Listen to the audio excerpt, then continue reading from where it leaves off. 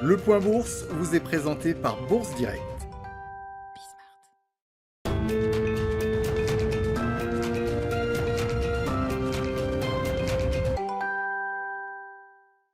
Clôture dans le vert ce soir pour le CAC 40 qui gagne 0,28% à 6357 points.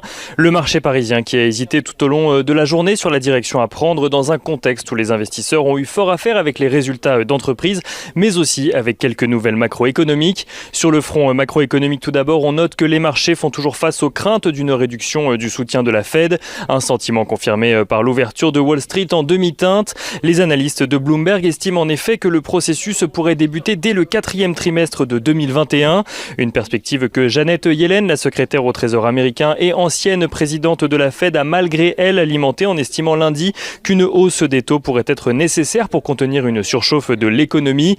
Avant de faire finalement machine arrière quelques heures plus tard, il n'en reste pas moins que pour le moment, Jérôme Powell reste sur sa position, à savoir qu'il est trop tôt pour se poser la question actuellement.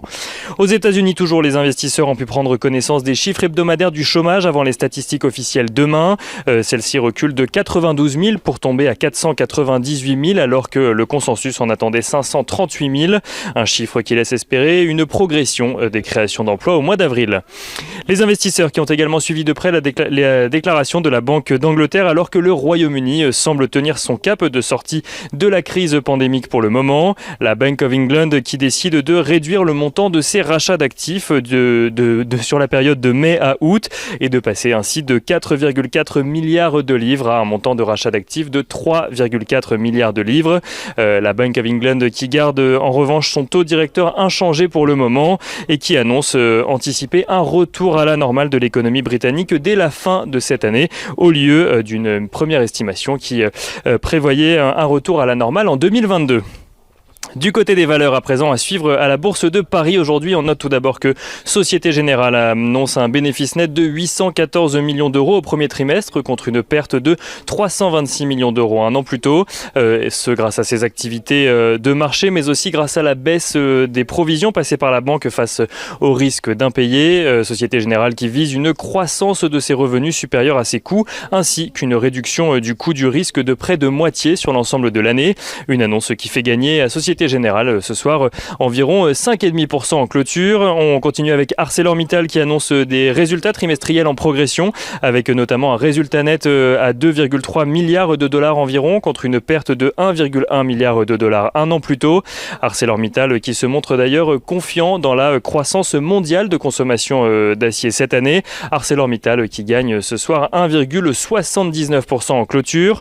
On continue avec Legrand qui fait état de son côté d'un bon premier trimestre grâce à une progression de la demande d'infrastructures électriques et informatiques sur la période. Le groupe vise à présent une croissance entre 4 et 7% de son chiffre d'affaires et ce avec une marge opérationnelle ajustée qui représenterait entre 19,6 et 20,4% de son chiffre d'affaires. Le titre Legrand qui ce soir gagne 3,5%. On continue avec Thales. Thales qui annonce renouer avec la croissance sur le premier trimestre de son côté. Son chiffre d'affaires progresse de près de 2% à périmètre constant à 3,917 milliards d'euros exactement grâce notamment à son activité de cybersécurité qui a pu compenser le recul de son activité aéronautique. Thales dont le titre gagne 2% à la clôture ce soir.